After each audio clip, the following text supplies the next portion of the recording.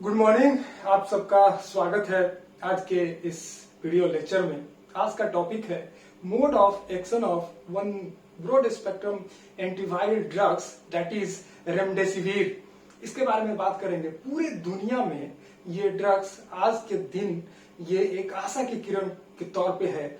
ये बहुत सारे पेशेंट कोविड-19 पेशेंट में ये इफेक्टिव है ये ड्रग्स। आज इसी के मोड ऑफ एक्शन पे बात करेंगे कि ये कैसे कोरोना वायरस को रेप्लिकेट होने से रोकता है। तो आइए देखते हैं कि ये एंटीवायरल ड्रग्स कैसे वर्क करता है। ये कोरोना वायरस के जीनोम को रेप्लिकेट होने से ये कैसे रोकता है। ये बात समझने के लिए हम लोग को ये कोरोना वायरस के रेप्लिकेशन को समझना होगा। तो बेसिक इस वायरस के रेप्लिकेशन को समझते हैं। ये वायरस एक्चुअली आरएनए वायरस है। ये आरएनए वायरस है, सिंगल स्टैंडर्ड आरएनए वायरस है। अगर हम आपको बोले ये देखिए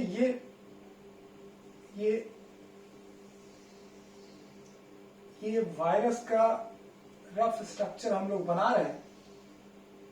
ये देखिए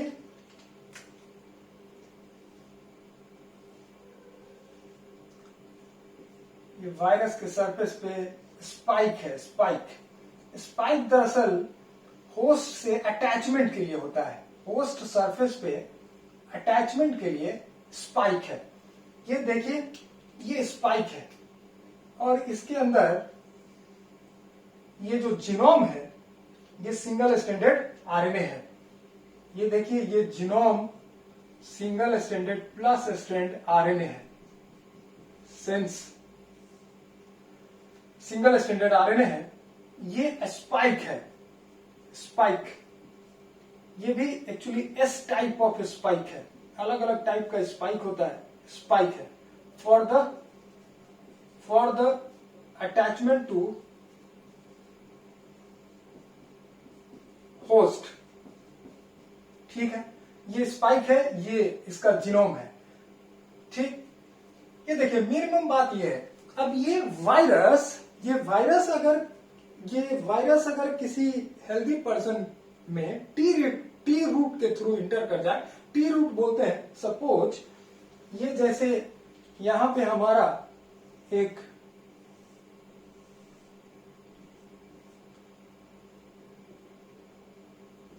कोविड-19 पेशेंट है।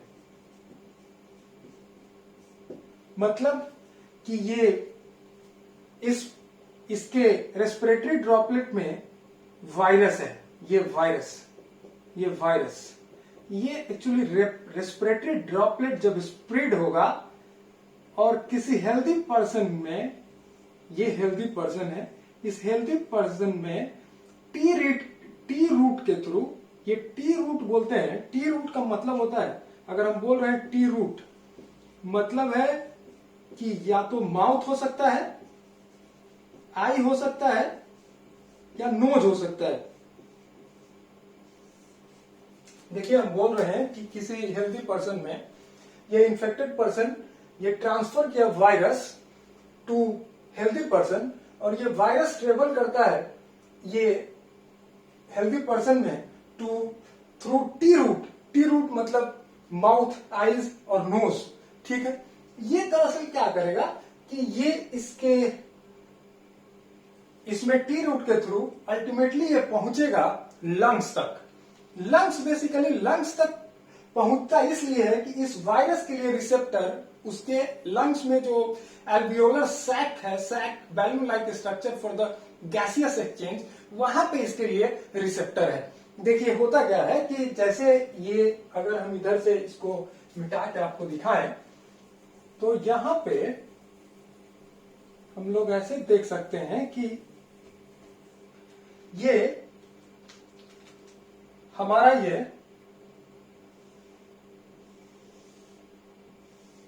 ये देखिए मिटाना होगा ठीक से। ये देखिए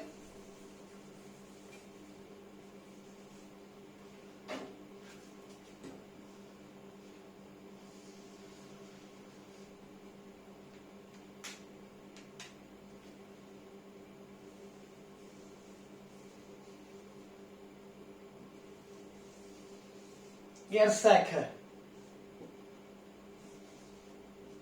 एयर सैक्स। यहां वायरस, ये जो वायरस है ये इंटर किया यहां और यहां आके ये बाइंड किया है। स्पेसिफिक इसके पास ये एल्वियोली है, एल्वियोली है, ये एल्वियोली है for the gaseous exchange. Gaseous exchange के लिए बैलून लाइक स्ट्रक्चर है इनसाइड लंग्स। अब ये गैसियस एक्सचेंज करने कैसे, ये वायरस जब इंटर करता है तो इसके पास एल्वियोलर सरफेस पे, बेसिकली एल्वियोलाई के पास 2 डिफरेंट टाइप ऑफ सेल्स हैं। एक टाइप 1 निमोसाइट्स है, दूसरा टाइप 2 निमोसाइट्स है। देखिए यहां पे अगर हम देखें इस पे, इसके पास 2 टाइप ऑफ सेल्स है, 2 टाइप्स ऑफ सेल। एक को बोलते हैं टाइप 1 निमोसाइट्स, दूसरा है टाइप 2 निमोसाइट्स। टाइप 1 और टाइप 2।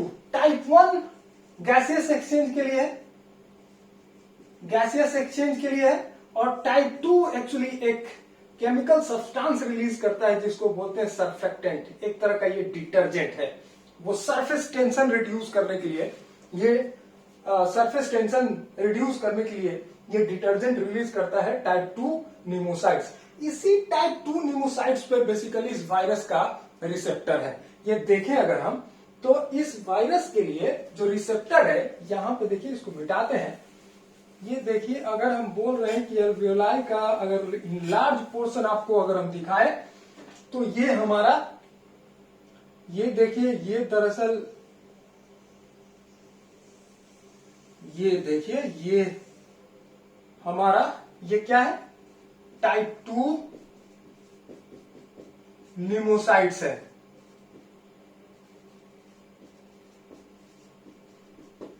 ये टाइप 2 निमोसाइट्स है एल्वियोलर सेल्स का। इस टाइप 2 निमोसाइट सेल के पास ये वायरस जो आपको यहां है, ये वायरस अटैच किया। अटैचमेंट के लिए इसके पास एप्रोप्रिएट एक रिसेप्टर है। यहां पे ये रिसेप्टर है, AC2 बोलते हैं, एंजियोटेंसिन कन्वर्टिंग इंजाइम 2। देखिए, एंजियोटेंसिन कन्वर्टिंग एंजाइम 2, इसके लिए रिसेप्टर है इस वायरस के लिए टाइप 2 निमोसाइट्स पे। ये बेसिकली किसी भी वायरस के लिए, वायरस के रेप्लिकेशन के लिए दरअसल 3-4 स्टेप मस्ट है। सबसे पहला अटैचमेंट, दूसरा पेनिट्रेशन, तीसरा release of genome inside host, मतलब डीएनए जो आरएनए इसका जीनोम है वो रिलीज होगा होस्ट में। उसके बाद रेप्लिकेशन, उसके बाद असेंबली एंड पैकेजिंग, उसके बाद रिलीज ऑफ कंप्लीट विरियॉन्स। ठीक है, ये मुख्तलिफ कुछ स्टेप्स हैं जो हर वायरस फॉलो करता है फॉर द रेप्लिकेशन। अब ये क्या हो रहा है, ये देखिए अटैचमेंट हो रहा है, इस सरफेस से ये अटैच्ड हो गया। अटैच्ड होने के बाद क्या करेगा, ये एक्चुअली इस मेम्ब्रेन के साथ फ्यूज होता है, मेम्ब्रेन के साथ, होस्ट के मेम्ब्रेन के साथ, इस टाइप 2 निमोसाइट्स के मेम्ब्रेन के साथ फ्यूज होगा। फ्यूज होके इंडोसाइटोसिस होगा इसका। ये फ्यूजन होने के बाद ये आपको ये स्ट्रक्चर ऐसा दिखेगा, ऐसा। ये वायरस, अब यहां ये वायरस यहां है, ये इसको इंडोसाइटोसिस बोल रहे हैं, इनगल्फिंग को इंडोसाइटोसिस। फिर ये रिलीज होगा अंदर, ये एक्चुअली अंदर इंडोजोम के फॉर्म में होता है। जैसे अगर बहुत डिटेल देखेंगे, देखिए यहां पे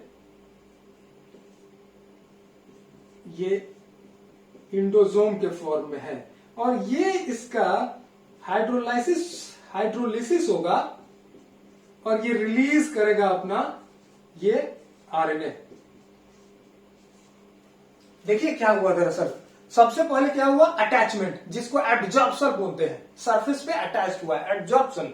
और उसके बाद पेनिट्रेशन, अटैचमेंट के बाद एप्रोप्रिएट रिसेप्टर से अटैच हुआ, उसके बाद पेनिट्रेट किया, पेनिट्रेशन हुआ।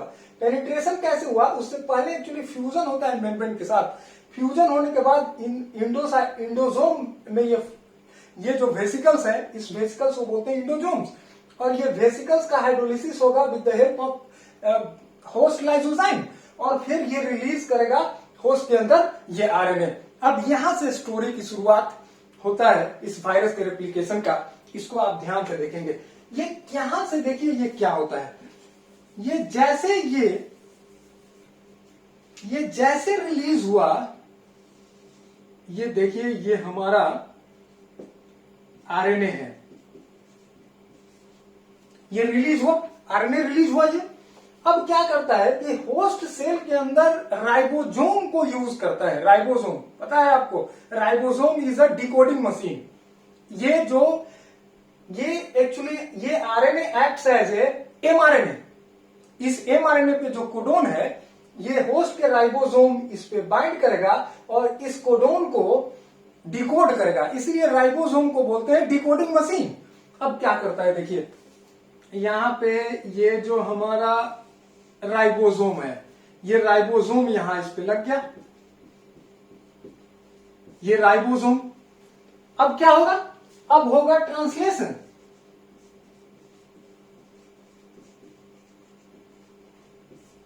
क्या होगा? ट्रांसलेशन। अब ये ट्रांसलेशन होने से पहले आपको बताएं कि इस एमआरएनए के अंदर स्पेसिफिक ओपन रीडिंग फ्रेम है। ओपन रीडिंग फ्रेम वैसे स्ट्रेच ऑफ कोडोन को बोलते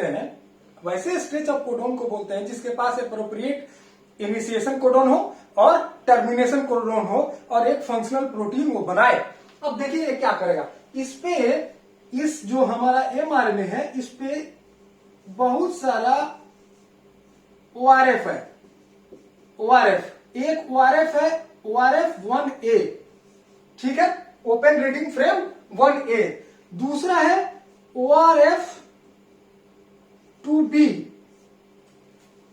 क्यों कंसर्न है मेरा इस ओपन रीडिंग फ्रेम से?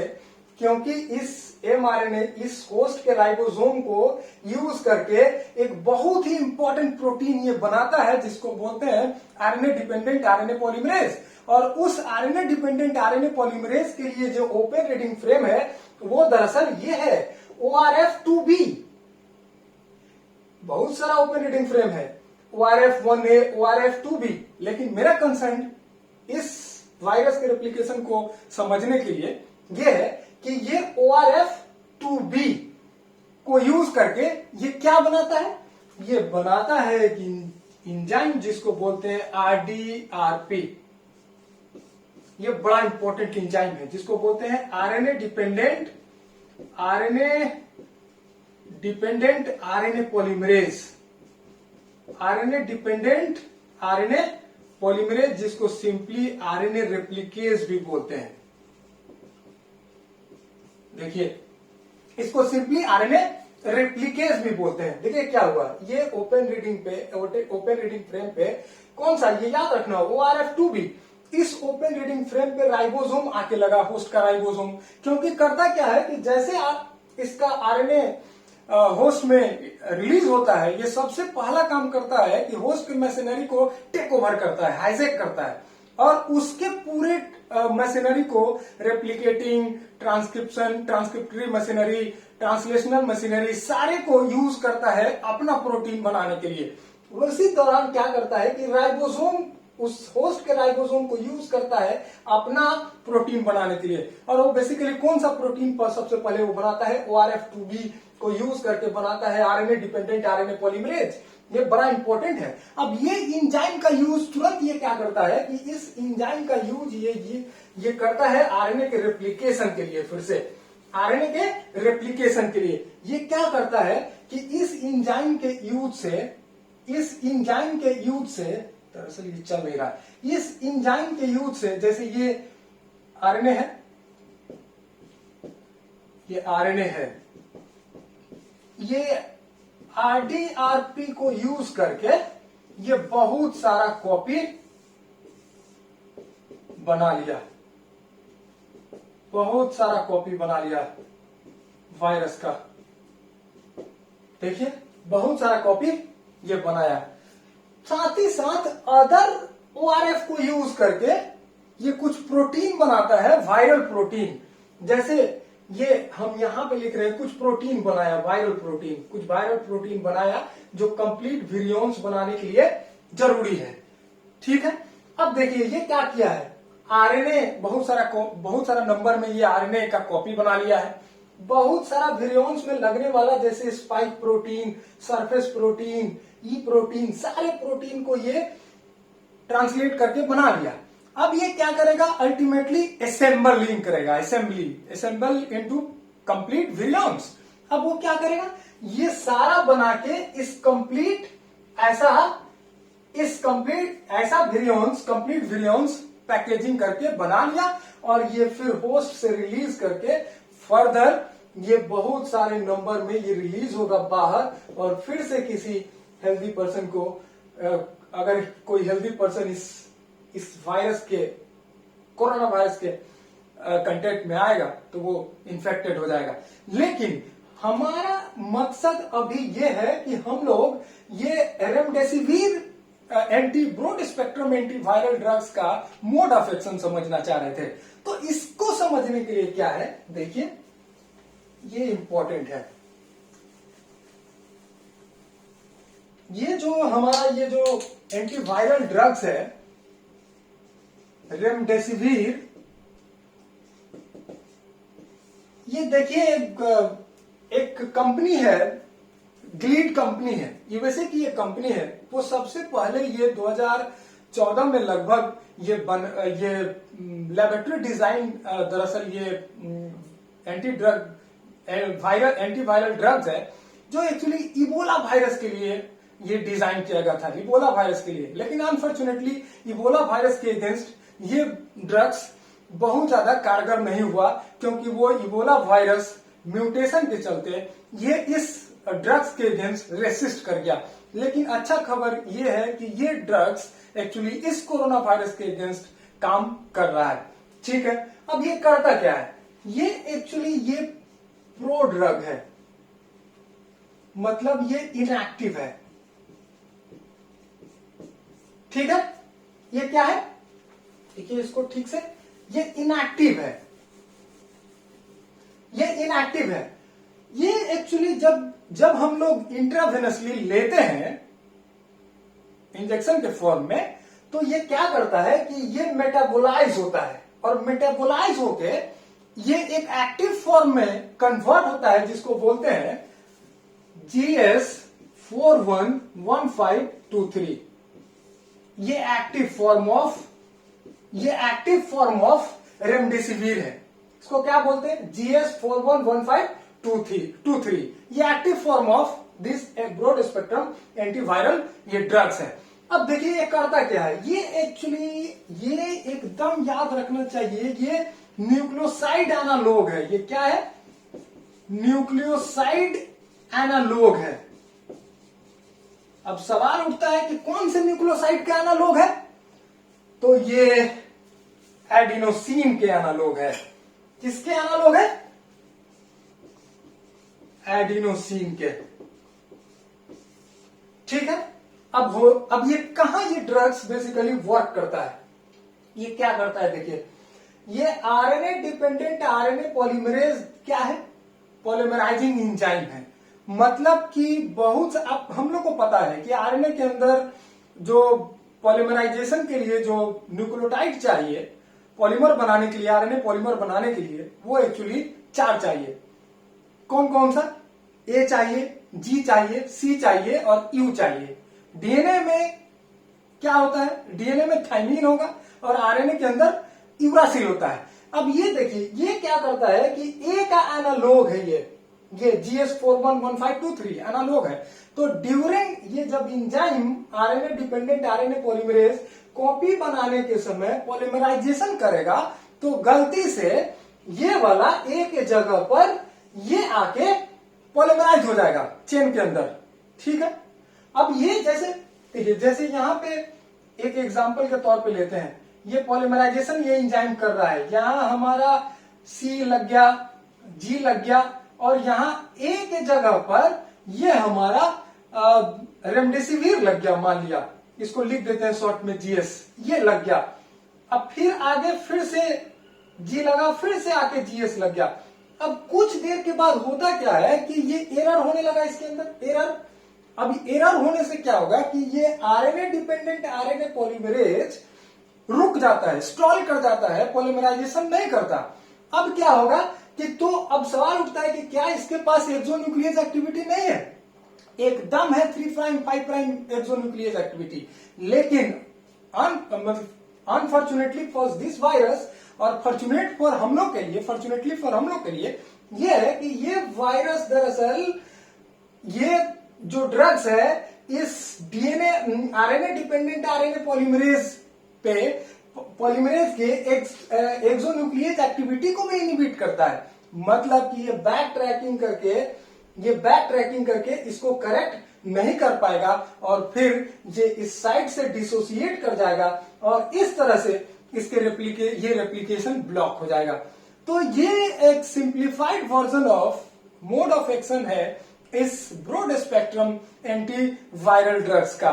और ये आजकल हालांकि ये लेबोरेटरी में टेस्टेड ड्रग्स अभी भी ये नहीं है, ये एक्चुअली ऑब्जर्वेशनल डेटा के आधार पे हम लोग बोल रहे हैं कि ये ड्रग्स बेसिकली कोविड-19 पेशेंट के अंदर काम कर रहा है, लेकिन still we don't know whether this is working और नॉट। सो हालांकि ये कुछ सैंपल साइज लेके टेस्ट किया गया है, कुछ पेशेंट के अंदर ये इफेक्टिव है। इस आधार पे अमेरिका भी यूज कर रहा है इस ड्रग्स को, इंडिया भी आईसीएमआर रिकमेंड किया है कुछ दिन पहले कि इस ड्रग्स का यूज किया जाए। तो ये था एक्चुअली इस mode of action of remdesivir और novel corona virus. Thank you, धन्यवाद।